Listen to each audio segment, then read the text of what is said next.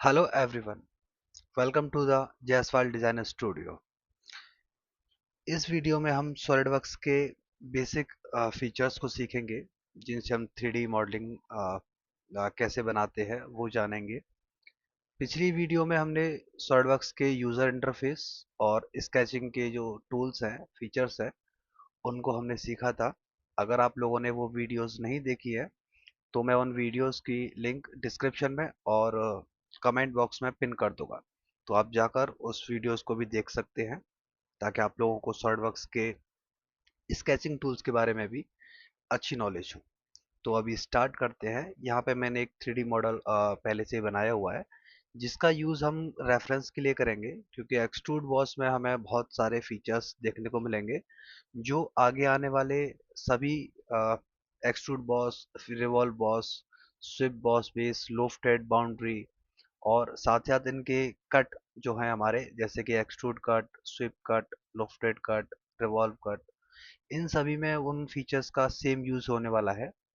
तो हम one by one अब स्टार्ट करते हैं। सबसे पहले मैं एक टॉप प्लेन पे सेलेक्ट करता हूँ और यहाँ पर एक स्केच बना लेता हूँ। ये हमारा ओरिजिन है। यहाँ पर मैं एक रेक्टेंगल क्रिएट कर लेता हूँ। डायमेंशन इसका हम दे देते हैं 200 एंड 250, राइट। देन अब हम फीचर्स में जाते हैं और सबसे पहला हमें 3D मॉडल्स बनाने के लिए मिलता है एक्सट्रूड बॉस बेस। तो हमने क्लिक किया। अब यहाँ हमें कुछ ऑप्शंस मिलते हैं, जैसे कि पहला है फ्रॉम। फ्रॉम का मतलब आप समझ सकते हो, जैसा नाम वैसा काम इसमें होता है। फ्रॉम का मतलब है कि इस 3D मॉडल को, जो सॉलिड बॉडी हमारी बनेगी, उसे स्टार्ट कहाँ से होना है। तो इसके लिए हमारे पास चार ऑप्शन होते हैं। पहला है स्केच प्लेन, यानी जिस भी प्लेन पर हमने स्केच क्रिएट किया हुआ है, बनाया हुआ है। अभी हमने टॉप प्लेन लिया था, तो जो हमारा 3D बनेगा वो उसी प्लेन के साथ बनेगा। मैं इट्स मेड प्लेन से हटा देता हूँ और आप यहाँ देख सकते हो जिस प्लेन पर स्केच है वहीं से हमारा सॉलिड बनना स्टार्ट हो रहा है। सेकंड है हमारा सरफेस फेस प्लेन। इसका क्या मतलब है कि मैंने एक स्केच किसी अदर प्लेन पर बनाया हुआ है, बट मैं चाहता हूँ कि जब मेरा सॉलिड बनना स्टार्ट हो तब वो जो मैं रेफरेंस दूं, यानी वो किसी सरफेस का दूं, फेस का दूं या प्लेन का दूं, वो उस प्लेन से मेरा बनना स्टार्ट हो। एग्जाम्पल के लिए मैं सरफेस प्लेन पर एक बार इसे सिलेक्ट कर देता हूं। कंडीशन ये रहेगी कि ये जो है जो भी हम फेस या प्लेन या सरफेस सेलेक्ट करें, वो हमारे जिस प्लेन पर हमने स्केच बनाया हुआ है उसके पैरेलल ही होना चाहिए। ठीक है, हम यहाँ से स्टार्ट कर रहे हैं तो यहाँ पे आप देख सकते हो कितना सारा गैप दिया हुआ है। और अगर मैं इसे थोड़ा चेंज करता हूँ इस बॉडी के लोअर फेस से, तो वो वहां से बनना स्टार्ट होगा। ठीक है। थर्ड वन हमें मिलता है वर्टेक्सिस। अब वर्टेक्सिस क्या होते हैं? वर्टेक्सिस होते हैं हमारे ये, जहाँ पर हमारे ये जो एजेस हैं वो आकर ज्वाइन होती है, डिफरेंट डिफरेंट। तो इसमें भी अगर मैं डिफाइन करूँ इस वर्टेक्स को, तो आप देख सकते हो अभी इस प्लेन से स्टार्ट हो रहा है, इस प्लेन के पैरेलल, यानी जिस स्केच पे हमने बनाया था स्केच प्लेन के पैरेलल, और इस वर्टेक्स के जो भी प्लेन हमारा पैरेलल में बनेगा वो डिस्टेंस उतनी ही रहेगी। यही मैं अगर इस वर्टेक्स को यहाँ से डिलीट करके कोई और डिफाइन करता हूँ तो वो उसके रेस्पेक्ट में काम करेगा, आप देख सकते हो। और इसी को मैं और थोड़ा सा चेंज करूँ तो हम इसे सेलेक्ट कर लेते हैं, तो अब वो नीचे से बनना स्टार्ट हुआ है। ठीक है। और लास्ट में हमें मिलता है fourth one, which is offset. अब ऑफसेट का क्या मीनिंग है कि जिस भी स्केच पर हमने जिस भी प्लेन पर हमने जो स्केच बनाया हुआ है उससे हम कितना ऑफसेट उस 3D मॉडल को बनाना चाहते हैं। तो यहाँ ऑफसेट है, मैं इसे 5 mm कर देता हूँ। और 10 अगर थोड़ा जूम इन करके देखेंगे तो 5 mm का ऑफसेट है। इसे थोड़ा सा ज़्यादा करते हैं, 25। यहाँ पर अगर मुझे, जैसे कि अभी अप साइडेड में बन रहा है, अगर मुझे लोअर साइडेड से स्टार्ट करना हो तो हम इसे ऑफसेट भी कर सकते हैं। अब ये जो हमारे पास चार ऑप्शन मिले हैं फ्रॉम के, ये आने वाले सभी फीचर्स में सेम ही रहने वाले हैं। तो जब भी आप कहीं पे यूज़ करें किसी भी फीचर्स को और वहाँ अगर फ्रॉम में आपको ये ऑप्शंस मिले, तो आपको यही हमेशा याद रखना है कि ये किस तरीके से काम कर रहा है। अभी हम इसे स्केच प्लेन ही कर देते हैं नॉर्मल। फिर हमें मिलता है डायरेक्शन वन। अब डायरेक्शन वन का मीनिंग क्या है कि स्टार्ट तो हमने कर दिया, बट जो सॉलिड बॉडी बने वो कहाँ तक बने, है ना। इसे हम डायरेक्शन वन को टू भी बोल सकते हैं, जैसे ना फ्रॉम टू, इस तरीके से। तो डायरेक्शन वन में सबसे पहले मिलता है ब्लाइंड। ब्लाइंड का क्या मीनिंग है कि हम उसे कोई एक वैल्यू प्रोवाइड कर रहे हैं कि उसे 100 mm जाना है, 200 जाना है, 220 जाना है, एक्स वाई जेड कोई भी वैल्यू आप जहाँ पे डिफाइन कर सकते हैं। ठीक है, तो वो उतनी ही सॉलिड बॉडी जो हमारी वो बन जाएगी। ठीक है। सेकंड साइड अगर आपको इसकी डायरेक्शन चेंज करनी है, आप यहाँ से डायरेक्शन चेंज कर सकते हो। फिर हमें मिलता है ब्लाइंड के बाद थ्रू ऑल। अब थ्रू ऑल का मीनिंग क्या है, जैसे कि हमने यहाँ पे एक रेफरेंस के लिए एक सॉलिड बॉडी बना के रखी हुई है। थ्रू ऑल का मतलब है इस डायरेक्शन में, इस पूरी फाइल में जहां तक भी कोई भी सॉलिड बॉडी होगी, उस सॉलिड बॉडी के एंड वर्टेक्स तक, एंड वर्टेक्स तक ये हमारी जो बॉडी है वो बन जाएगी। डायमेंशन की इसमें हमें रिक्वायरमेंट नहीं होती कोई भी डायमेंशन डिफाइन करने की, क्योंकि हमने यहाँ पे डिफाइन करके रखा हुआ है थ्रू ऑल। फिर हमें मिलता है अप टू वर्टेक्स। अब जैसे हम ऊपर भी देख रहे थे फ्रॉम में कि अप टू वर्टेक्स हमारे कौन से हैं, तो वर्टेक्सेस हमें यहाँ मिल जाते हैं। तो अगर मैं ये वर्टेक्स डिफाइन करता हूँ, तो टू में क्योंकि हमने स्केच प्लेन ही करके रखा हुआ है, तो वो वहीं से स्टार्ट हो रहा है जिस प्लेन पे हमने स्केच क्रिएट किया हुआ है, और उसके बाद टू में हमने उस वर्टेक्स को डिफाइन कर दिया। अब ये वर्टेक्सेस आप यहाँ करो, इन चारों वर्टेक्सेस पे करो, वो एक ही डायमेंशन होगी। क्यों? क्योंकि इसके पैरेलल है और वो सेम डिस्टेंस पर ही बने हुए हैं, राइट। अगर यही मैं इस वर्टेक्स को लोअर साइड कर देता हूँ तो डायरेक्शन चेंज हो जाएगी, और वो अब नीचे वाले वर्टेक्स के थ्रू बनेगा, ये वर्टेक्स जो हमने डिफाइन किया हुआ है। ओके। फिर हमें मिलता है अप टू सरफेस। अब जैसे कि हमें अप टू वर्टेक्स हमने डिफाइन किया, हमने एक रेफरेंस दिया, उसी तरीके से अब हम यहाँ पर किसी सरफेस का रेफरेंस उसे प्रोवाइड कर रहे हैं। तो सरफेस के लिए मैं इसे डिफाइन कर सकता हूँ। कंडीशन यहाँ पे फिर वही रहेगी कि मैं पैरेलल ही मुझे यूज करना होगा। अगर मैं इन साइड वाले वर्टेक्सेस को यूज कर सरफेस को यूज करता हूँ, तो मेरा सॉलिड नहीं बनेगा। ओके। ओके। देन चलिए मैं वापस बना देता हूँ।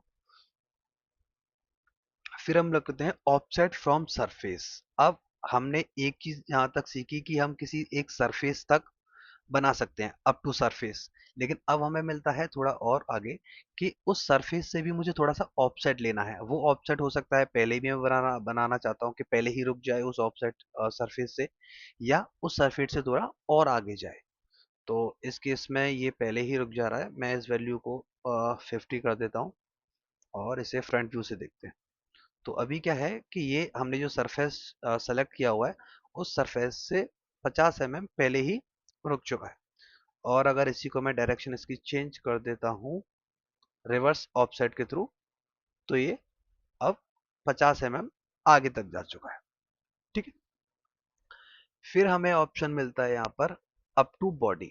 अप टू बॉडी के लिए मुझे एक नया जो है स्केच बनाना होगा। उसका रीजन क्या है, अप टू बॉडी में हमेशा रिक्वायरमेंट होती है कि आगे हमारे पास वो बॉडी रहे, बॉडी का पूरा पूरा सरफेस रहे, सो दैट वो वहां तक पहुंच पाए।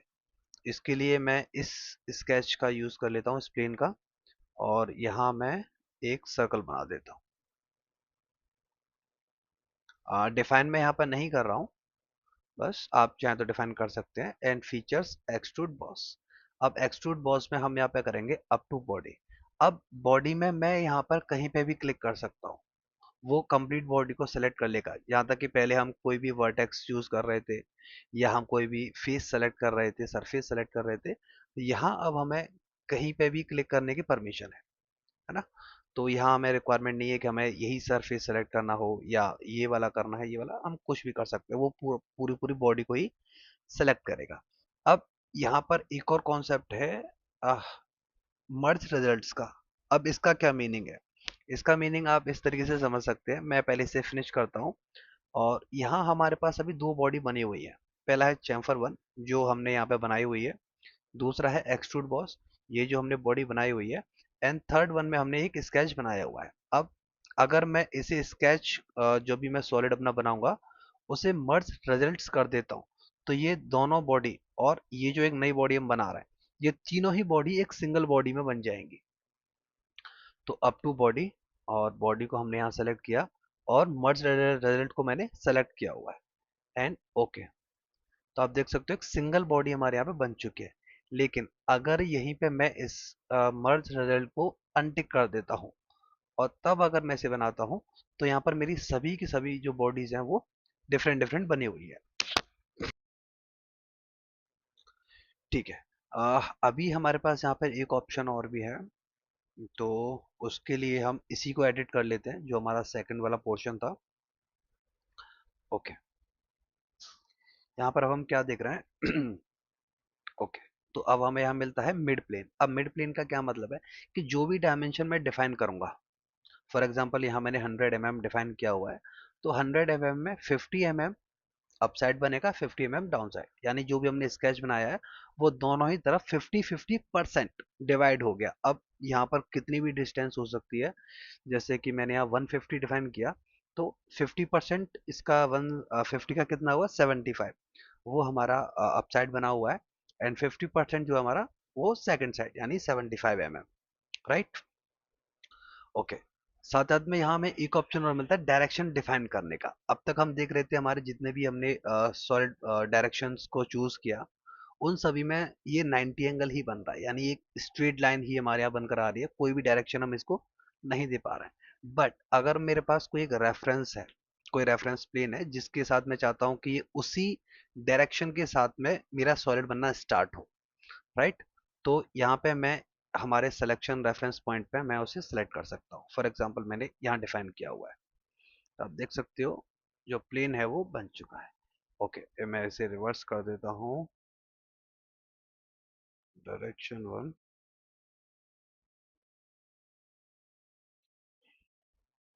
हम एक काम करते हैं, इसे मिड प्लेन ही कर लेते हैं, और डायरेक्शन हमने चेंज की। ठीक है, अभी हम इसकी जो रेफरेंस है, डायरेक्शन है, उसको इस एज के थ्रू ले लेते हैं, तो डायरेक्शन इसकी वही सेम बन गई है। अभी क्या हुआ था, उसने डायरेक्शन को अप टू सरफेस तक का कंसिडर कर लिया था, तो हम इस तरीके से यहाँ पे रेफरेंस हम प्रोवाइड कर सकते हैं डायरेक्शंस का, राइट। फिर हमें यहाँ ऑप्शन मिलता है ड्राफ्ट। इसके लिए मैं इसे डिलीट कर लेता हूँ, एंड ड्राफ्ट। अब ड्राफ्ट हमें दो तरीके के मिलते हैं, एक इनवर्ड एक आउटवर्ड। अगर हम ड्राफ्ट आउटवर्ड को सेलेक्ट नहीं करेंगे, तो ऑटोमेटिकली ये इनवर्ड को ही सेलेक्ट करके रखेगा। ओके, एंगल्स के लिए मैं थोड़ा सा दिखा बढ़ा देता हूँ, सो दैट थोड़ा वेरिएशन हमें दिखना स्टार्ट हो। तो ये सभी डायरेक्शंस के थ्रू अपना 4 की डिग्री पे आगे ड्राफ्ट मेरा बनता हुआ चला जा रहा है। अगर मुझे आउटवर्ड करना है, तो मैं यहाँ सेलेक्ट कर लेता हूँ, अब ये आउटवर्ड हमारा ड्राफ्ट लग चुका है, राइट। ओके, तो इसे बनाते हैं, एंड यहाँ हमें मिलता है second direction, direction two. Direction two में क्या है, जो डायरेक्शन वन में हमें ऑप्शंस मिले थे उसी तरीके से हमें यहाँ मिल रहे हैं। और जैसा कि हमें मिड प्लेन यहाँ मिलता है, मिड प्लेन में हम 50-50% डिवाइड कर सकते हैं। लेकिन डायरेक्शन टू हम कब डिफाइन कर सकते हैं, कि जब एक साइड मुझे कुछ अदर वैल्यू डिफाइन करनी हो, और दूसरी साइड डायरेक्शन में मुझे कुछ अदर वैल्यू डिफाइन करनी हो। जैसे कि फर्स्ट वन में 375 है, एंड सेकंड में मैं 100 mm डिफाइन कर सकता हूँ। तो ये 50-50% भी नहीं है, और हम उन्हें अलग अलग वैल्यू भी दोनों तरफ दे पा रहे हैं। अब अगर मुझे इसमें भी ड्राफ्ट लगाना है, मैं यहाँ भी लगा सकता हूँ, इसे भी मैं आउटवर्ड ही कर देता हूँ, और डिग्री में हम इसकी भी 4 ही रख देते हैं। तो इस तरीके से हम सॉलिडवर्क्स के इन फीचर्स को जो है समझ सकते हैं, कि ये किस तरीके से काम कर रहा है। अब इनके बाद हमें इसमें एक ऑप्शन और मिलेगा, उस ऑप्शन को समझने के लिए मुझे कुछ स्केचेस और बनाने की जरूरत रहेगी। ओके, तो मैंने यहाँ बनाया एक रेक्टेंगल, एक सर्कल, और एक ट्रायंगल। अब ये इस बॉक्स के अंदर हो बाहर हो, उससे कोई फर्क नहीं पड़ता, ठीक है। फिर हम स्केच पे गए, स्केच पे हमने एक्सट्रूड बॉस किया। अभी ओके, इसको ब्लेंड किया। अब आप देख सकते हो ये सारे के सारे यहाँ पे हमने कट लगाया हुआ है, बट मैं चाहता हूँ कि ये जो डायरेक्शन है, ये ट्रायंगल किसी और हाइट पर बने, या उसकी जो डायमेंशन रही हाइट की वो कुछ और रहे। इस प्लेट की जो बन रही है यहाँ पर रेक्टेंगल, इसकी डिस्टेंस कुछ और रहे, एंड सर्कल है इसकी भी कुछ और ही रहे। तो हम यहाँ पे क्या डिफाइन कर सकते हैं, सिलेक्टेड काउंटर्स। सिलेक्टेड काउंटर्स हमें इसी के लिए हेल्प करते हैं कि मैंने इस स्केच को सिलेक्ट किया, अब ना ही ये ट्रायंगल बनेगा और ना ही ये सर्कल। तो मैं चाहूँ तो इन तीनों ही हमारे क्लोज स्केचेस जो है उनको अलग अलग वैल्यू डिफाइन कर सकता हूँ। ओके, एंड फिर हम इस स्केच को शो कर लेते हैं। स्केच सेलेक्ट करते हुए मैंने अगेन एक्सट्रूड बॉस सेलेक्ट किया, और सेलेक्टेड काउंटर्स में अगेन इस बार मैं इस ट्रायंगल को सेलेक्ट कर लेता हूँ। इसकी वैल्यू में 320 मैंने डिफाइन कर दिया है, एंड इसको हम मर्ज नहीं करते, एंड ओके। एंड थर्ड, हम इसे भी बना सकते हैं सर्कल को, बस हर बार हमें सिलेक्टेड काउंटर जो है उसे डिलीट क्लीन करके क्लियर करके वापस सेलेक्ट करना होगा, एंड 100, एंटर एंटर। ठीक है, तो ये हमारा सिलेक्टेड काउंटर्स इस तरीके से हेल्प कर सकता है कि अगर हमारे पास मल्टीपल क्लोज स्केचेस हैं और हम चाहते हैं कि वो स्केचेस डिफरेंट डिफरेंट जो है थर्ड डायमेंशन जो इसमें लगे, वो हाइट जो भी बने वो अलग अलग हो। ठीक है, इनमें से आप चाहें तो इन दोनों को एक साथ एक ही डायरेक्शन में कर सकते हो, एक इन दोनों को सिलेक्ट करते हुए एक ही फीचर में उसे हाइट प्रोवाइड कर सकते हो। फिर अभी आपने देखा कि जब हम सेलेक्टेड काउंटर्स यूज कर रहे थे तब हमारे पास एक और ऑप्शन है थिन फीचर्स का। थिन फीचर्स का हम यूज करते हैं जब हमारे पास ओपन स्केचेस होते हैं। इन सभी में हमने कहीं ना कहीं क्लोज स्केचेस का ही यूज किया हुआ है। इसे हाइड कर देते हैं। अभी मैं अगेन फ्रंट प्लेन लेता हूँ इस बार, और हमने एक एल शेप यहाँ पे बना दी, और फीचर्स का यूज करते होंगे पे जब इसका जब हमारे पास ओपन स्केच होगा तब वो ऑटोमेटिकली ही थिन फीचर्स में कन्वर्ट हो जाएगा। और इस बार जिस तरीके से शीट मेटल में हम लोग काम कर रहे होते हैं उसी तरीके से ये भी हमारा जो है काम करने वाला है।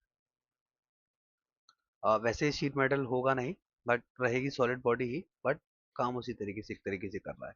यहाँ पर भी हमें देखो तीन ऑप्शन मिल रहा है। पहला है वन डायरेक्शन। अब वन डायरेक्शन का मीनिंग क्या है, ये जो हमने स्केच अभी बनाया हुआ है वो ओवरऑल ये जो 10 mm थिकनेसेस है, ये 10 mm इसकी थिकनेसेस है जो यहाँ पे डिफाइन हुई है, एंड 100 mm इसकी डेप्थ है।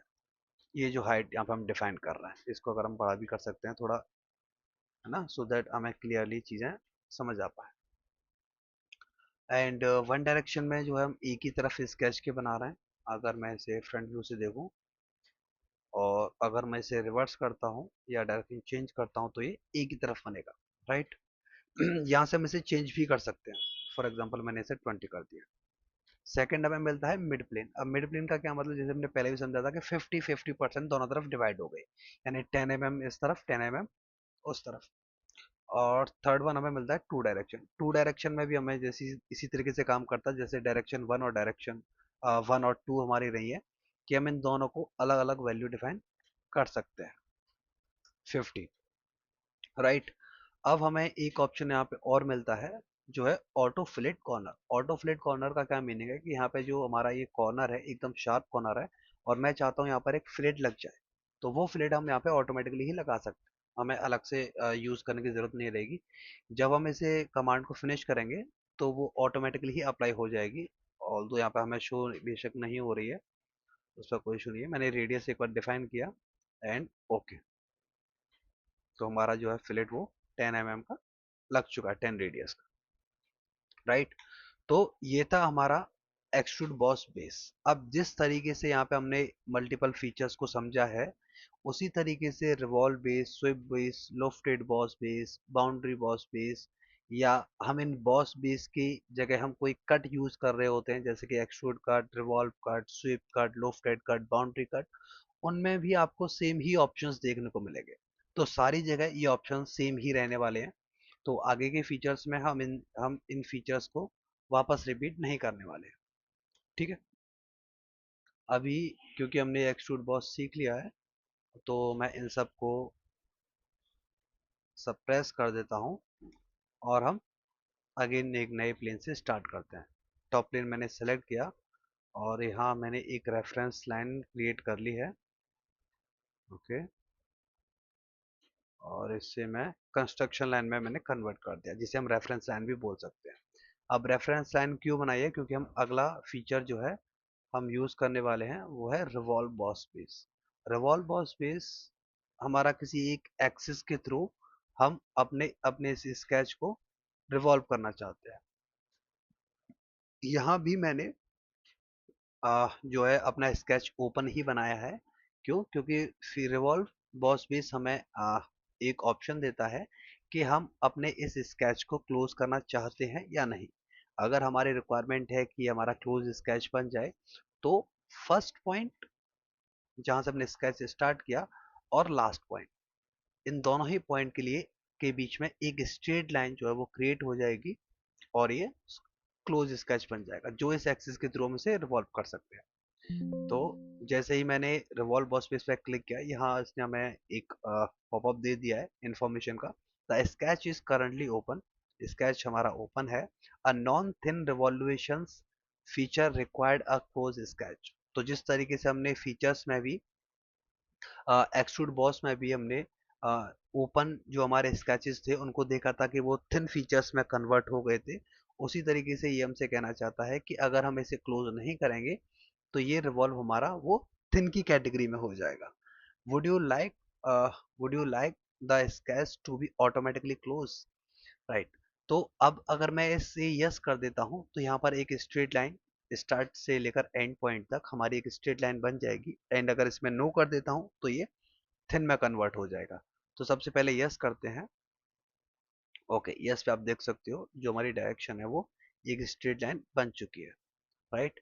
एंड यहाँ पे जो हमें ऑप्शंस देखने को मिलेंगे वो सारे के सारे सेम ही रहेंगे, ठीक है? तो आई होप आप लोगों ने इन सबको अच्छे से सीख लिया होगा, तो मैं इन सबको वापस रिपीट नहीं कर रहा हूँ। एंड यहाँ रिवॉल्व में हमें क्या मिलता है कि इस एक्सिस के रेस्पेक्ट में हमने इस स्केच पे जो हमने प्लेन पे जो स्केच बनाया है वो 360 डिग्री रिवॉल्व हो चुका है।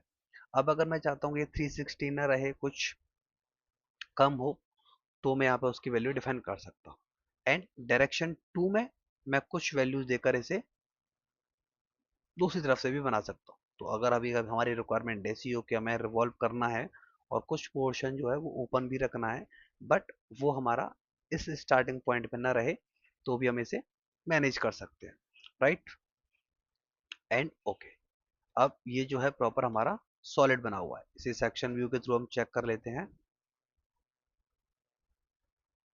ओके, तो ये कम्प्लीटली सॉलिड है।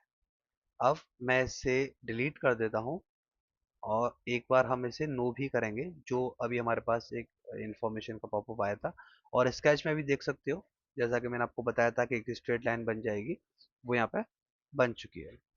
तो इस बार मैं इसे डिलीट कर देता हूँ, एंड अगेन हम यहाँ पे रिवॉल्व बॉस बेस का यूज करेंगे। एंड इस जो पॉपअप आया है इस पे हम नो सेलेक्ट करेंगे। नो सेलेक्ट करने पर इस बार आप देख सकते हो जो हमारा थिन फीचर्स है वो एक्टिवेट हो चुका है। यहाँ पे भी हमारे पास सेम ही ऑप्शंस हमें देखने को मिलेंगे। एंड मिड प्लेन मैंने यहाँ पे सेलेक्ट किया हुआ है, और अभी हमारा कम्प्लीटली थिन बना है, आप देख सकते हो यहाँ पे से। ओके, मैं इस बार ये प्लेन सेलेक्ट कर लेता हूँ। ये बन चुका है थिन। तो जैसी भी आपकी रिक्वायरमेंट रहे, आप उस तरीके से यहाँ पे डिजाइन कर सकते हो, राइट? अब हम अगली कमांड पे बढ़ते हैं आगे, जो है हमारा feature sweep boss base. Sweep boss base के लिए हमें दो प्लेन स्केचेस की रिक्वायरमेंट रहेगी। एक जो हमारा पाथ बनेगा, और दूसरी जिस प्रोफाइल को, दूसरी जो है वो हमारी प्रोफाइल रहेगी जिसको हम फिल करना चाहते हैं उस पाथ पर। तो यहाँ मैंने एक पाथ बना लिया है। डायमेंशन मैं यहाँ पे प्रोवाइड कर देता हूँ इन्हें।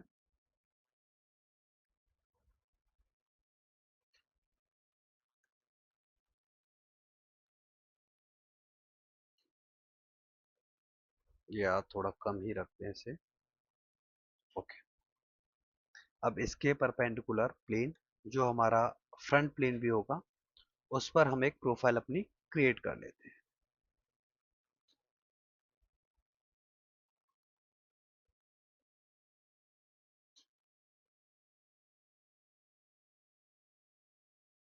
इसको भी मैं डायमेंशन प्रोवाइड कर देता हूँ 20, 25, 5 mm, 7 mm एंड डिफाइन। और अब हम स्विफ्ट बॉस बेस का यूज़ कर रहे हैं। सबसे पहले हमें यहाँ मिलेगा sketch profile and circular profile. Sketch profile का मतलब है कि हम अपना प्रोफाइल बताएंगे जो हमने कस्टमली प्रोफाइल बनाई हुई है, एंड देन सेकंड हमारा पाथ हम उसे डिफाइन करेंगे। तो जो हमारा पाथ है वो उसमें कम्प्लीटली फिल हो चुका है, ठीक है। और सेकंड जो था हमारा वो था सर्कुलर प्रोफाइल। सर्कुलर प्रोफाइल में हमें ज़रूरत नहीं होती इन प्रोफाइल्स को बनाने के लिए, ये जो हमारी प्रोफाइल है, क्योंकि सर्कुलर प्रोफाइल तो स्टैंडर्ड है। बस वहाँ पे हमें एक डाया डिफाइन करना होता है कि हम कितने डाया का यहाँ पे चाहते हैं, एंड ओके।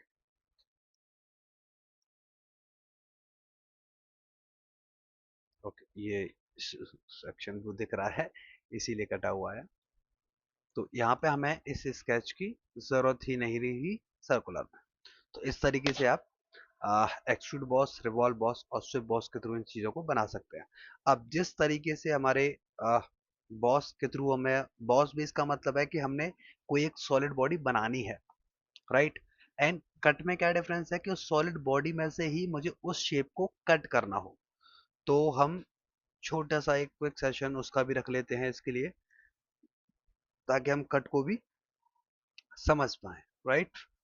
तो यहाँ मैं अगेन एक नया फीचर ही बना लेता हूँ कट के लिए भी, बट इस बार जो रहेगा मेरा डायमेंशन वो थोड़ी सी ज़्यादा ही रहेंगी, and 300, right. And features, extrude boss, यहाँ पर मैं मिड प्लेन का यूज़ करने वाला हूँ। ओके, 360 भी सफिशियंट है, कोई इशू नहीं है। जब हम बात करते हैं एक्सट्रूड कट की, तो एक्सट्रूड कट में हमें एक स्केच की रिक्वायरमेंट हमेशा रहने वाली है। तो यहाँ मैंने एक स्केच बनाया। हो सकता है ये कोई सर्कल भी हो या कैसा भी हमारा स्केच हो सकता है। डायमेंशन आप यहाँ पे डिफाइन कर सकते हो, एंड फीचर्स, फिर हमने एक्सट्रूड कट का यूज़ किया। अब एक्सट्रूड कट में भी हमें सेम वही ऑप्शंस देखने को मिलेंगे जो अब तक हमने यहाँ पे किए हुए हैं, ठीक है। तो एक्सट्रूड कट अब क्या होगा, यहाँ 360 है, एंड ओके। तो यहाँ पे जो मेरा मैंने सॉलिड बॉडी बनाई थी वहां से वो पोर्शन मेरा कट हो गया है। इसी तरीके से ये काम करेगा। अब कट में हमें एक ऑप्शन और भी यहाँ देखने को मिल रहा है जो डिफरेंट है, जो है फ्लिप साइड टू कट। अब फ्लिप साइड टू कट का क्या मतलब है, जब हमने फ्लिप का साइड को सेलेक्ट नहीं किया हुआ है और हमने इस कट को सेलेक्ट किया, तब जो पोर्शन हमने बनाया था उसका इंटरनल एरिया ही कट हुआ है। लेकिन अगर मैं इसे फ्लिप साइड टू कट कर दूंगा तो अब वो एरिया तो रहेगा, बाकी का जो भी एरिया है वो सारा का सारा हमारा कट हो जाएगा। तो यहाँ भी हमें ध्यान से ये काम करना होगा कि हमें किस कट की रिक्वायरमेंट है, ये भी हमें देखना होगा हमेशा। तो इस कट को मैं चेंज कर देता हूँ ताकि हम बाकी के कट्स को भी एक एक बार देख लें। Okay, right. तो अब है हमारा रिवॉल्व कट। रिवॉल्व कट के लिए हमें क्या रिक्वायरमेंट होती है कि हमारे पास कोई भी एक स्केच रेफरेंस एक्सिस हो, और हमारे पास कोई एक स्केच भी हो, प्रोफाइल, जिसको हम रिवॉल्व करना चाहते हैं। तो यहाँ मैं इसी पेन से स्टार्ट करूँगा, और चलिए थोड़ा सा मैनेजेबल बनाते हैं इस बार इसे।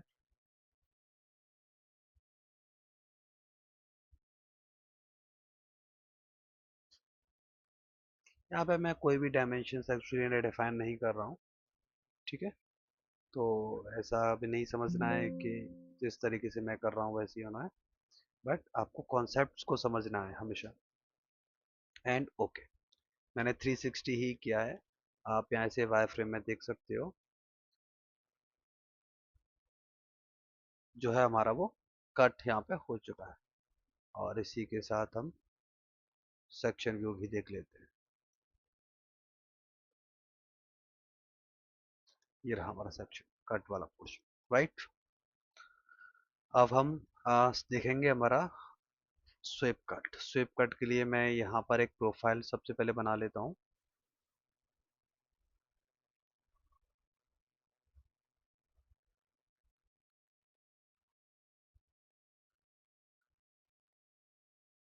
राइट। और इस प्लेन पर मैं एक हाफ सर्कल ही हम क्रिएट कर लेंगे, ठीक है। डिफाइन में यहाँ कर देता हूँ 20 mm, बाकी की ज़रूरत मुझे है नहीं। ओके। एंड देन हमने किया स्वीप कट में सबसे पहले हमें रिक्वायरमेंट रहने वाली है स्केच, जो हम यहाँ पे डिफाइन करेंगे। एंड सेकेंडली हमारा पाथ।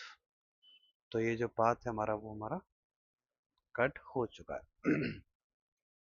आई होप आप सभी को ये जो फीचर्स जो हमने कब तक कवर किए हैं वो आपको अच्छे से समझ आए होंगे। राइट। अब हम आगे बढ़ते हैं। अब हम सीखेंगे होल विजार्ड। होल विजार्ड बहुत ही सिंपल है। जिस तरीके से हम अपना अगर कोई कट लगाना चाहते हैं, जो हमारे स्टैंडर्ड नट वुड्स वगैरह होते हैं उनके रेस्पेक्ट में, तो हम यहाँ से उनकी डायमेंशंस को के साथ बना सकते हैं, यानी एग्जैक्ट डायमेंशन जो होती है उनके रेस्पेक्ट में। अब होल विजार्ड के लिए सबसे पहले हम क्या करेंगे, होल विजार्ड के फीचर को हमने एक्टिवेट किया। यहाँ हमारे पास होल के कुछ टाइप्स हैं, जैसे counter bore, counter sink, normal hole हो गया हमारा, है ना। और यहाँ पे हमें मिल जाता है स्ट्रेच होल, और ये हमारा टेपर्ड होल है। ऐसे ही हमारे पास ये 9 टाइप्स के होल भी आते हैं, ये हमारे स्लॉट्स वगैरह हैं। और यहाँ हमें स्टैंडर्ड चूज़ करने को मिलेगा। जो भी हम स्टैंडर्ड चूज़ करना चाहते हैं अपनी रिक्वायरमेंट के अकॉर्डिंग कर सकते हैं, क्योंकि हम मोस्टली आईएसओ ही यूज़ करते हैं, तो मैंने आईएसओ ही सिलेक्ट किया हुआ है।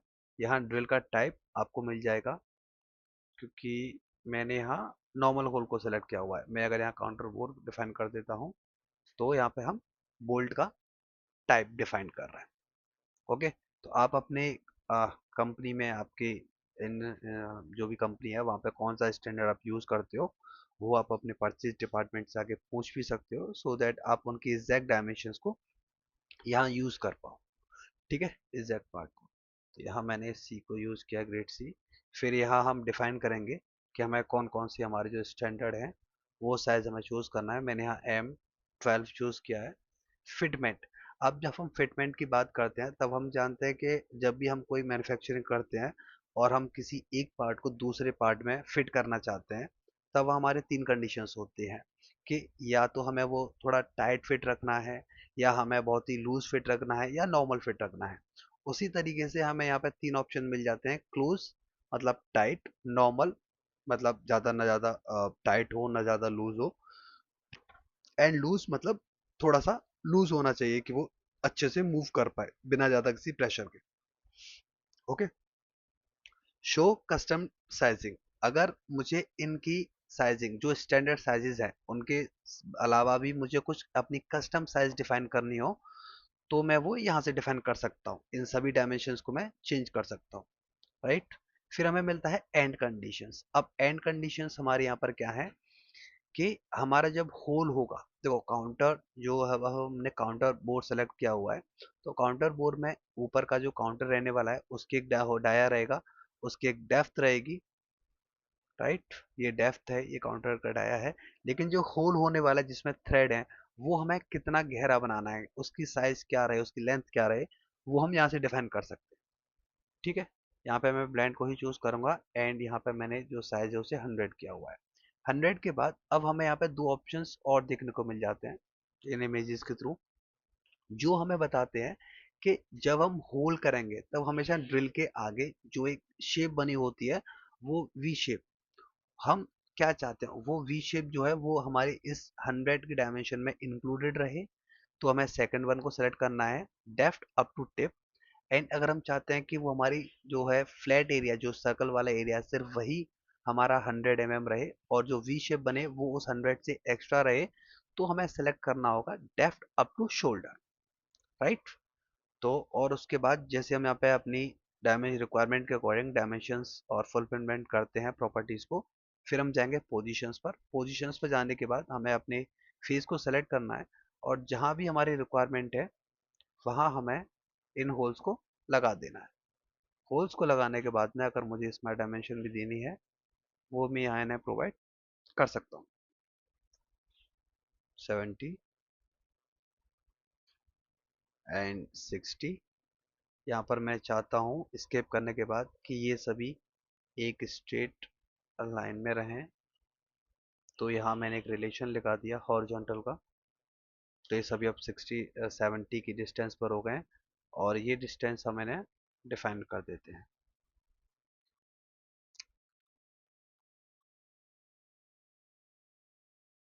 130, राइट। एंड देन हमें इसे फिनिश कर देना है। तो अब हमारे जो होल्स हैं वो यहाँ पर प्रॉपरली बन चुके हैं, और इसी को हम थोड़ा एक वायर फ्रेम में भी देख लेते हैं। तो जो हमारी वी शेप है वो हमारी एक्स्ट्रा है, और 100 mm यहीं तक है। हम मेजर भी कर लेते हैं। ये रहा हमारा 100 mm, राइट। डी जेड आप यहाँ पे भी देख सकते हो। वाई एक्सिस जो है हमारा वो 100 mm है, राइट। ओके, तो अब हम आगे बढ़ते हैं। अब हम करते हैं फिलेट एंड चैम्फर। अब हमने कोई सॉलिड बॉडी तो बना दी, अब हमें वहाँ फिलेट का यूज करना है, राइट। तो हम फिलेट का चूज करेंगे। फिलेट हमने एक्टिवेट किया। यहाँ पर हमें 4 टाइप की फिलेट मिल जाती हैं। फर्स्ट वन है constant size fillet, second one है variable size fillet, third one है face fillet, and fourth one है फुल राउंड फिलेट। ओके, तो वन बाय वन इन सबको समझेंगे। अब जो है कांस्टेंट साइज फिलेट क्या कहती है कि जो भी एज को मैं सेलेक्ट करूं उसमें सभी पॉइंट्स पर मेरा जो है फिलेट का जो साइज है वो सेम रहे, रेडियस यानी सेम रहे। यहाँ मैं 20 करूँ, 30 करूँ, 10 करूँ, जो भी करूँ वो हर एक पॉइंट पर सेम रहे, राइट। जब हम सेकंड टाइप की फिलेट का यूज़ करते हैं which is variable size fillet, तो वहाँ वो हमें अलाउ करती है कि हम इसमें कुछ पॉइंट्स डिफाइन कर सकते हैं जिन पे हम अलग अलग रेडियस की फिलेट डिफाइन करेंगे एक ही में। बाय डिफॉल्ट सॉलिडवर्क्स हमें 3 पॉइंट देता है। अगर आपको ये कम या ज़्यादा करने हैं वो आप यहाँ से कर सकते हो, ठीक है। तो मैं इन्हें 2 कर देता हूँ। एंड यहाँ हमें V1 V2, हमारा V1 V2 ये रहने वाले हैं, और हम वन बाय वन फिर इन दोनों पॉइंट्स, ओके ये सिंगल रह गया, मैंने 2 कर दिया। इन दोनों पॉइंट्स पे भी हम एक अलग अलग वैल्यू डिफाइन करेंगे। पहले ही V1 को मैंने 30 mm डिफाइन किया है, okay. The most specific value is radius at least 1 inch. यहाँ हाईलाइटेड हो रहा है 20 mm,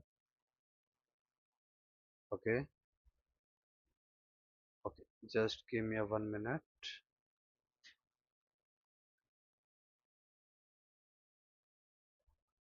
ओके, मैं इसे 20 कर देता हूँ। ओके, शायद कुछ ग्लिच की वजह से ऐसा हुआ है। ये हमने 30 डिफाइन किया, एंटर किया, ये असाइन हो चुकी है, पहले नहीं हो रही थी। एंड सेकंड वन में मैंने 20 डिफाइन किया। तो हमारा फर्स्ट पॉइंट जो था V1 वो यहाँ पे 30 mm की रेडियस लग चुकी है। सेकंड साइड जिसका एंड पॉइंट है वहाँ हमने 20 mm की रेडियस लगा दी है, ठीक है। अब इन दोनों पॉइंट्स को डिफाइन करने के लिए हमें वन बाय वन इनको क्लिक करना होगा। जैसे मैंने यहाँ पे क्लिक किया, यहाँ पे डिफाइन हो चुके हैं, और यहाँ पर मैं जो वैल्यू है वो मैं 5 mm डिफाइन कर देता हूँ। एंड नेक्स्ट जो है उसे हम 15 mm डिफाइन कर देते हैं, ओके। तो सभी वैल्यू डिफाइन हो चुकी है, एंड ओके। तो इस तरीके से हम यहाँ पर अलग अलग हमने चारों पॉइंट्स पर जो है डिफाइन की हुई है, और सभी पॉइंट्स पर अलग अलग रेडियस के साथ में हमारी फ्लेट बनकर तैयार हो चुकी है। अब हम हमारी अगली फ्लेट की तरफ देखते हैं which is face flat. Face flat हमारे किस तरीके से हेल्प करेगी कि मुझे 2 फेसेस का यूज़ करना हो।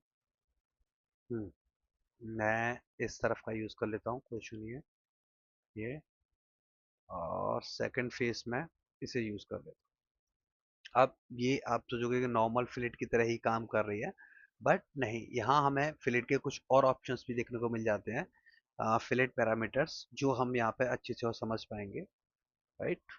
तो सिमेट्रिक का मतलब है कि दोनों ही फेसेस पर सेम सेम जो है डिस्टेंस रहे, है ना, डायमेंशन रहे। फिर हमें अनसिमेट्रिक, अनसिमेट्रिक में हम दोनों को डिफाइन कर सकते हैं कि दोनों की जो डायमेंशन है फेसिस पर किस तरफ कितनी कितनी रहे। तो 10 अगर हमें इसे स्विप करना हो तो वो भी हम यहाँ से फ्लिप कर सकते हैं। फिर हमें मिलता है कॉर्ड विथ। अब कॉर्ड विथ का क्या मीनिंग है, जैसा कि आप यहाँ पे एरो पे भी देख सकते हो, इस पॉइंट से इस पॉइंट तक एक स्ट्रेट जो लाइन बनेगी वो हमारी 30 mm रहने वाली है। ओके, और ये दोनों ही सेम सेम ही डिस्टेंस पर हमारे पॉइंट बनने वाले हैं। एंड थर्ड फोर्थ हमारे पास मिलता है होल्ड लाइंस। अब होल्ड लाइंस किस तरीके से हेल्प करेगा कि मैं चाहता हूं किसी एक लाइन से मेरा फिलेट बनना स्टार्ट हो, राइट। तो हम यहाँ पर होल्ड लाइंस में सेलेक्ट कर देंगे ये। रीजन, क्योंकि ये एरिया हमारा कम है और ये एरिया ज्यादा, तो जब यहाँ से बनना स्टार्ट होगा तो जितना एरिया इस फेस पर है उतना ही एरिया मुझे इस फेस पर भी चाहिए। अगर यहाँ पर नहीं होगा तो दूसरी तरफ वो फिलेट नहीं बन पाएगी। ठीक है, एंड ओके, ये हमने एक और फिलेट सीख ली। अब हम सीखेंगे full round fillet. Full round fillet के लिए मैं इन फिलेट्स को सभी को सप्रेस कर देता हूँ ताकि हमें प्रॉपर एक फेस मिल जाए। फुल राउंड फिलेट के लिए मैंने फिलेट को वापस एक्टिवेट किया एंड फुल राउंड फिलेट पर गए। यहाँ हमें तीन फेसेस को सेलेक्ट करना है और ये जो फिलेट बनेगा वो तीनों ही पॉइंट पर अपना टेंजेंट का रिलेशन लगा लेगी और एक हाफ सर्कल हमारा बनकर तैयार हो जाएगा। ओके, तो फर्स्ट हमें ये सेलेक्ट किया, सेकंड मैंने ये सेलेक्ट किया एंड थर्ड मैंने ये सेलेक्ट किया। इन तीनों ही बॉक्सेस में हमें एक सीरीज के साथ चलना है। ऐसा नहीं कर सकते हम कि पहले मैंने ये सेलेक्ट किया, सेकंड में फिर मैंने ये सेलेक्ट कर लिया, थर्ड में ये सेलेक्ट कर लिया, नहीं, ऐसे नहीं होगा। आपको हमेशा एक सीरीज के थ्रू ही काम करना है। ठीक है, एंड ओके। अगर आप यहाँ पे देखोगे थोड़ा सा तो एक सेकेंड, हाँ, यहाँ तीनों ही फेसेस पर जो है वो यहाँ पे भी टेंजेंट है, यहाँ भी टेंजेंट है एज, और यहाँ पे भी फिलेट है जो हमारी टेंजेंट है। तो जो भी हम बनाते हैं फुल राउंड फिलेट, वो एक हाफ सर्कल बन जाता है जो तीनों ही फेसेस जो हमने सेलेक्ट किया है उनके साथ। यहाँ पे हम सीखेंगे चैम्फर के बारे में। अब चैम्फर में हमारे पास मल्टीपल टाइप के चैम्फर हमें मिल जाते हैं। जैसे कि पहला है हमारे पास एंगल एंड डिस्टेंस। यहाँ पे भी आप देख सकते हो चैम्फर पैरामीटर्स में हमें डिस्टेंस दी गई है और हमें एंगल दिया गया है। तो यहाँ पर जैसी भी हमारी रिक्वायरमेंट है हम यहाँ पर इन्हें डिफाइन कर सकते हैं। मैं इस एज पे अप्लाई कर रहा हूँ इसे, और आप लोग यहाँ देख सकते हो 10 mm डिस्टेंस जो यहाँ पे लगी हुई है एंड देन 60 mm का, सॉरी 10 mm जो है वो ये है हमारी, एंड 60 mm का हमारा जो है वो एंगल, 60 डिग्री का हमारा एंगल डिफाइन हो गया है। हमें इस डायरेक्शन को फ्लिप करना है, हम यहाँ से इस डायरेक्शन को फ्लिप भी कर सकते हैं। ओके, तो ये है हमारा फर्स्ट टाइप का चैम्फर। एंड सेकंड की बात करते हैं। सेकंड हमें मिलता है डिस्टेंस एंड डिस्टेंस। अब डिस्टेंस एंड डिस्टेंस कैसे काम करता है? डिस्टेंस एंड डिस्टेंस में हमें कुछ ऑप्शंस और मिल जाते हैं, सिमेट्रिक एंड अनसिमेट्रिक। अब सिमेट्रिक अनसिमेट्रिक का आप सब लोग मीनिंग जानते हैं। सिमेट्रिक का मतलब है दोनों ही जो वैल्यूज हैं वो सेम रहने वाली है। अनसिमेट्रिक का मतलब है कि हम दोनों ही वैल्यूज को डिफरेंट डिफरेंट प्रोवाइड करने वाले हैं। फॉर एग्जाम्पल मैं दिखा देता हूँ, सिमेट्रिक में यहाँ पे सिर्फ हमें एक वैल्यू दिख रही है क्योंकि दूसरी एज फेस पर भी सेम वैल्यू रहेगी। एंड अनसिमेट्रिक में हमें डिफरेंट वैल्यू मिल जाती है। मैंने यहाँ 15 डिफाइन किया हुआ है। ओके, तो अभी हम इसे अप्लाई करते हैं फेस फीस को, sorry, okay, distance and distance है तो फेस के बदले हमें से एज को सिलेक्ट कर लेना है। अगर हमें किसी फेस के चारों ही एजेस पर, यानी ऑल अराउंड एजेस पर अगर हमें अप्लाई करना होता है तो फेस को सिलेक्ट कर देते हैं। ओके, एंड इस एज के लिए मैंने इसे डिफाइन किया हुआ है, और यहाँ आप देख सकते हो जो हमें D1 और D2 जो है वो डिस्टेंस हमें प्रॉपरली शो भी हो रही है। ओके, यहाँ हमें फ्लिप करने का ऑप्शन नहीं मिलता है। यहाँ हमें मैनुअली फिल ही करना हुआ होगा कि D1 में हमें क्या वैल्यू चाहिए और D2 में हमें क्या वैल्यू चाहिए। तो ये मैंने इनको जस्ट रिवर्स कर दिया है एंड देन ओके। फिर जो थर्ड हमारे पास चैम्फर का ऑप्शन है वो हमें मिलता है वेक्टर चैम्फर, वर्टेक्स। अब जो हमारा वर्टेक्स चैम्फर है वो हम अप्लाई करते हैं इन वर्टेक्सेस के ऊपर। अब तक हमने जो एजेस किया, हम कहीं ना कहीं फेसेस की बात कर रहे थे, हम कहीं ना कहीं एजेस की बात कर रहे थे, बट यहाँ पे हम बात करते हैं अगर हमें कभी किसी वेक्टर पे चैम्फर अप्लाई करना हो। जैसे मैंने वेक्टर चैम्फर को एक्टिवेट किया और यहाँ से एक वेक्टर को एनेबल किया तो हमें तीन एजेस मिल जाते हैं, 1, 2 और 3। इन तीनों ही एजेस पर हम लोग डिफरेंट डिफरेंट डिफरेंट अपनी वैल्यू जो है प्रोवाइड कर सकते हैं। वैल्यूज को मैं यहाँ पे फिल कर सकता हूँ या यहाँ पे फिल कर सकता हूँ। तो D1 D2 D3 जो है वो तीनों ही हमें यहाँ पे प्रॉपरली शो हो रही है। ओके, 15 एंड 10, इसको 10 ही रख देते हैं। एंड इसके अलावा अगर हमें हमारी कभी रिक्वायरमेंट हो कि हमें तीनों ही जो वैल्यूज हैं वो सेम ही रखनी है, तो हम यहाँ से इक्वल डिस्टेंस भी कर सकते हैं। Okay, and then okay, right. Okay, अभी हम आगे चलते हैं और ठीक है, नेक्स्ट वन है हमारा ऑफसेट फेस। ऑफसेट फेस हमें क्या अलाउ करता है कि जब भी हमने चैम्फर को लगाया तो वो कंप्लीटली उस एज पर ही अप्लाई हुआ, बट मेरी अगर रिक्वायरमेंट है कि मुझे कुछ हाफ एजेस पर ही सिर्फ और सिर्फ चैम्फर जो है वो यूज़ करना है, देन मैं वहाँ यूज़ करूँगा ऑफसेट फेस। ओके, एंड यहाँ मैंने इसको सेलेक्ट किया हुआ है। सेकेंडली हमें यहाँ पे सिमेट्रिक अनसिमेट्रिक दो वैल्यूज मिल जाती है, मैं इसे सिमेट्रिक ही अप्लाई कर देता हूँ। 10 mm ठीक है, कुछ नहीं है। और इसके बाद जब हम इनकी ऑफसेट की बात करते हैं तब हमें ऐसे क्लिक करना होगा पार्शियल एज पैरामीटर्स, एंड यहाँ से आपको ऑफसेट नन, नन का मतलब तो कुछ नहीं है, ऑफसेट का मतलब है एक वैल्यू प्रोवाइड कर रहा है। परसेंट ऑफसेट का मतलब है कि मैं ओवरऑल इसकी जो एजेस है इन्हें में जरिए मेजर नहीं करना चाहता, मैं 100% इसे मानते हुए इनमें परसेंट के जरिए यहाँ पे वैल्यू प्रोवाइड करूंगा। ठीक है, डिस्टेंस ऑफसेट मैंने यहाँ पर प्रोवाइड किया है। यहाँ पर कलरिंग के थ्रू हम इनकी साइड को चेक कर सकते हैं कि किस साइड से हमारी जो ऑफसेट होने वाली है, एंड यहाँ मैंने 10 mm ऑफसेट कर दिया। ओके, सेकंड साइड पर हम जो है डिफाइन करने वाले हैं परसेंट ऑफसेट के रेशियो के साथ में। तो परसेंट ऑफसेट से रेशियो से क्या होगा कि ये चाहे कितनी भी हमारी डायमेंशन की लेंथ हो, लेंथ जो है वो कितनी भी डायमेंशन की हो, ठीक है, हम इसे 100% ही कंसीडर करेंगे। ठीक है, और मैं क्या चाहता हूँ इस 100% की जो है उसमें से 10 mm मेरा ऑटोमेटिकली ही ऑफ हो जाए। अब ये डायमेंशन कितनी भी हो सकती है वो डिपेंड करेगा हमारी ओवरऑल लेंथ पर।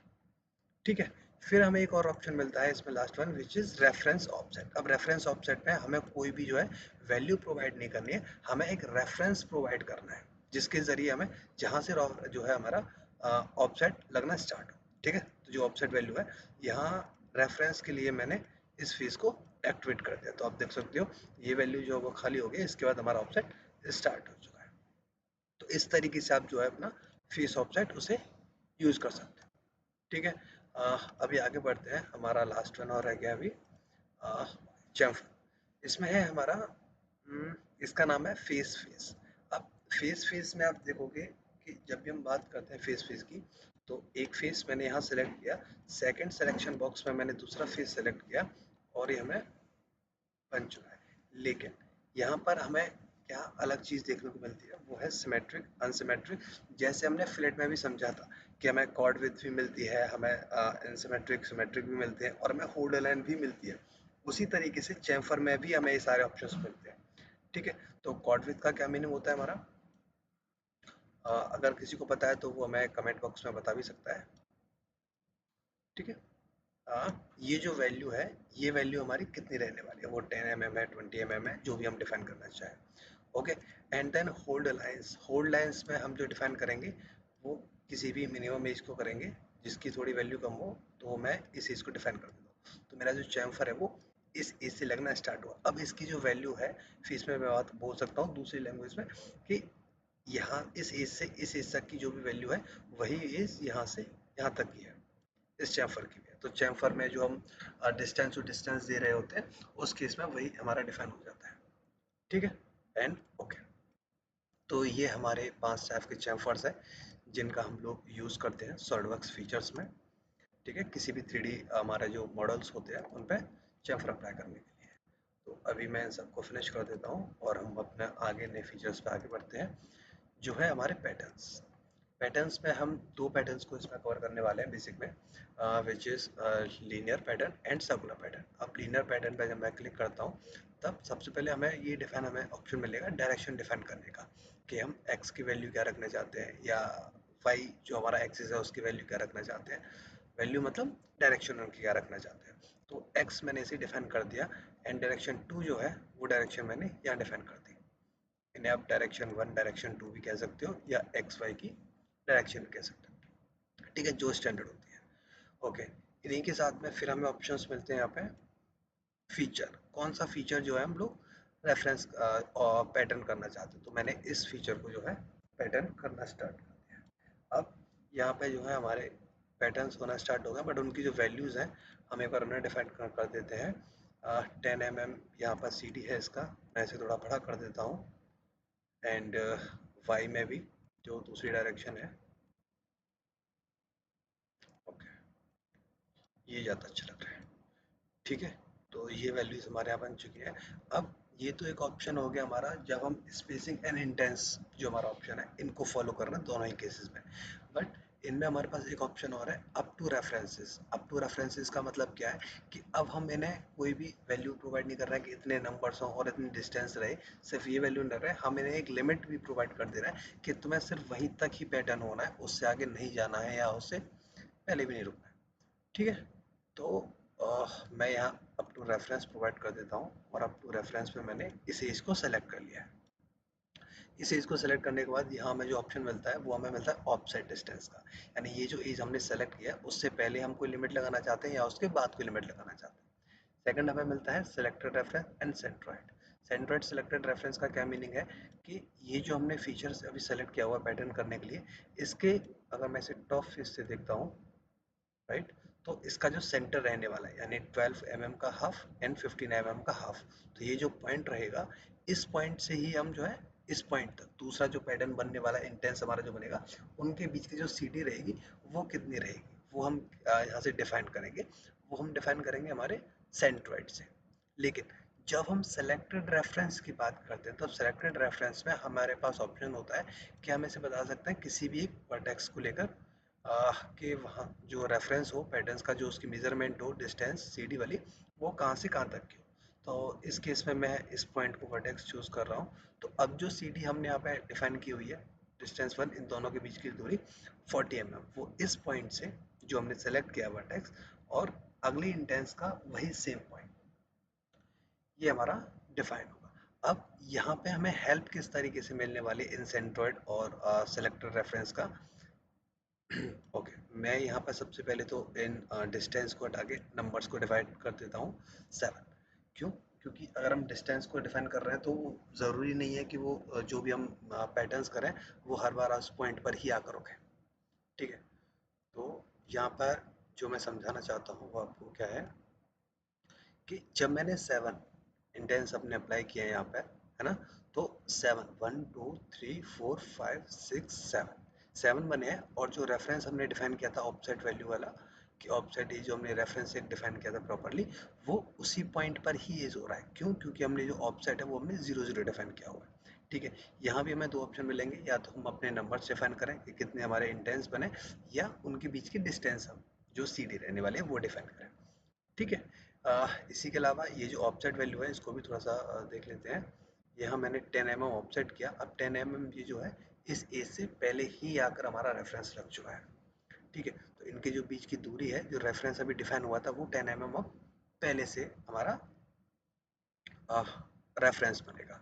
इसी वैल्यू को जो है हम पहले से, जो हम पहले रोक रहे हैं, इसी वैल्यू को हम थोड़ा आगे भी लेके जा सकते हैं, जिसे हम हमें डायरेक्शन को रिवर्स करना होगा, ठीक है। तो आई होप आपको ये अच्छे से समझ आया होगा। सेम जो फीचर्स है हमारा अप टू रेफरेंसेस, वो हम डायरेक्शन टू में भी अप्लाई कर सकते हैं हमारे रिक्वायरमेंट के अकॉर्डिंग, एंड ओके। तो ये हमारा पैटर्न बनकर तैयार हो चुका है। इसके अलावा अब हम बात करेंगे सर्कुलर पैटर्न की, तो इसे मैं सब प्रेस कर देता हूँ। एंड सर्कुलर पैटर्न के लिए, क्योंकि मुझे एक डायरेक्शन भी डिफाइन करनी होगी, तो सबसे पहले मैं एक सर्कल बना लेता हूँ, फीचर्स, एंड ये 10 mm ही रखते हैं इसे भी। और हमें क्या पैटर्न करना है, अगर मैं इसे पैटर्न करूँगा तो पॉसिबल चांसेस हैं कि ये आउटर इस फेस से जाए, इसीलिए मैं एक नया फीचर बना लेता हूँ जिसे हम पैटर्न करना चाहते हैं। Okay, and feature extrude boss, ठीक है। अब हमें इसे पैटर्न करना है इस एक्सिस के अराउंड, यानी इस जो हमारा हमने ये रेफरेंस दिया है सर्कल, इसी के अराउंड हमें इसे पैटर्न करना है। तो हमने यहाँ से सर्कुलर पैटर्न डिफाइन किया। सबसे पहले हमें डायरेक्शन मिलेगी, डायरेक्शन में मैंने इसी एज को सेलेक्ट कर दिया है, ठीक है। देन फीचर्स, फीचर्स हमें ये पैटर्न करना है। तो यहाँ पे अब हमें दो ऑप्शन मिलेंगे, intense spacing and equal spacing. अब जब हम इंटेंस स्पेसिंग की बात करते हैं तब हमें क्या ऑप्शन मिलता है कि अगला जो भी इंटेंस हमारा बनने वाला है उसके और उससे पहले वाले, यानी ये दो पास के हमारे इंटेंस बने हुए हैं, इन दोनों के बीच में डिग्री कितनी होनी चाहिए, जो है हमारी 15 यहाँ पे डिफाइन की हुई है। अगर मैं इसे थोड़ा बड़ा कर देता हूँ तो आप देख सकते हो इन दोनों सभी के बीच में जो है इक्वली डिग्री बढ़ती चली जा रही है। Then 30, right. अब सभी के यानी इस पॉइंट से ये 30 हो गया, यहाँ से यहाँ ये 30 हो गया, यहाँ से यहाँ 30 हो गया, और ऐसे ही सभी में जितने भी नंबर्स हम यहाँ पे बना सकते हैं। सेकंड, हमें यहाँ पे नंबर्स भी मिल रहा है, तो नंबर्स आप जो भी डिफाइन करना चाहते हो वो यहाँ पे डिफाइन कर सकते हो, बस वो 360 में आने चाहिए। ठीक है। फिर हमें मिलता है इक्वल स्पेसिंग। अब इक्वल स्पेसिंग में हमारा अब क्या है कि 360 डिग्री फुल राउंड हमारा हो जाता है, एंड उसी में हमने अपने इंटेंस को डिफाइन किया हुआ है कि कितने हमें पैटर्न्स बनाने हैं, कितने इंटेंस होने चाहिए। तो उन्हीं के बेसिस पर जो भी यहाँ पे एंड कॉमन हमारी जो है सेम सभी जगह डिग्री रहने वाली है, वो डिवाइडेड हो जाएगी ऑटोमेटिक, यानी 360 डिवाइडेड बाई 7 जो भी वैल्यू आती है वो हमारा यहाँ पर इन सभी के बीच में डिग्री डिफाइन हो जाएगी। ओके। यहाँ पे हमें और क्या ऑप्शन मिल जाते हैं कि अगर मैं चाहता हूँ कि 360 जो है रिवॉल्व सॉरी पैटर्न ना हो सर्कुलर में भी, तो मैं इसे कम भी कर सकता हूँ। फॉर एग्जांपल यहाँ मैंने, ओके, मैं इसे 270 ही कर देता हूँ। ठीक है। तो 270 यहाँ पे डिफाइन हो चुका है। सेकेंडली ऑप्शन आपको क्या मिलता है, डायरेक्शन टू। आप यहाँ पे डायरेक्शन टू का भी यूज कर सकते हो, एंड डायरेक्शन टू में अगर आप चाहते हो कुछ और वैल्यू रखना तो वो भी आप यहाँ पे, जैसे कि इंटेंस जो है मैंने यहाँ पे 15 रखा हुआ है, एंड 4 मैंने या 5 मैंने यहाँ पे डिफाइन कर दिया। ओके। तो डायरेक्शन वन में कुछ और हमने जो है ऑप्शंस को डिफाइन किया हुआ है, एंड डायरेक्शन टू में कुछ दूसरे ऑप्शंस को, एंड देन ओके। तो ये हो जाता है हमारा सर्कुलर पैटर्न। अब इन सभी के बाद में हमें ऑप्शन मिलता है मिरर का। तो मिरर का ऑप्शन हमें यहाँ भी हमें फीचर मिल जाता है पैटर्न्स के अंदर भी, एंड सेकंड हमें मिरर यहाँ पे भी मिल जाता है बाहर। तो दोनों ही जो है हमारे मिरर वो सेम ही है। तो कोई भी मिरर मिरर आपने सेलेक्ट किया। अब मैं क्या चाहता हूँ कि ये जो मैंने पैटर्न्स किए हुए हैं सर्कुलर वाले, इन्हीं को मैं सेम दूसरे फेस पर भी अप्लाई करना चाहता हूँ। तो सबसे पहले हम इन दोनों के फेसेस का जो मिड प्लेन है उसे डिफाइन करेंगे, जो यहाँ पर टॉप प्लेन है, एंड उसके बाद फीचर्स टू मिरर मैंने इन सभी को अप्लाई कर दिया। Okay, and then okay. तो ये हमारे पैटर्न्स हैं वो भी हो चुके हैं। तो इसी तरीके से हम इन सारे फीचर्स को यूज़ कर सकते हैं। आई होप आप लोगों को ये सारे फीचर्स जो हैं बेसिक फीचर्स अच्छे से समझ आए होंगे। अगर आपके किसी भी तरीके के कोई भी डाउट्स वगैरह हैं तो वो आप कमेंट बॉक्स में मेंशन कर सकते हैं। मैं जैसे ही टाइम मिलता है आपको उन सभी के आंसर दूंगा। Okay. Thank you for watching video, and अगर आपको ये पसंद आया है तो लाइक करें, कमेंट करें और शेयर करें। Thank you.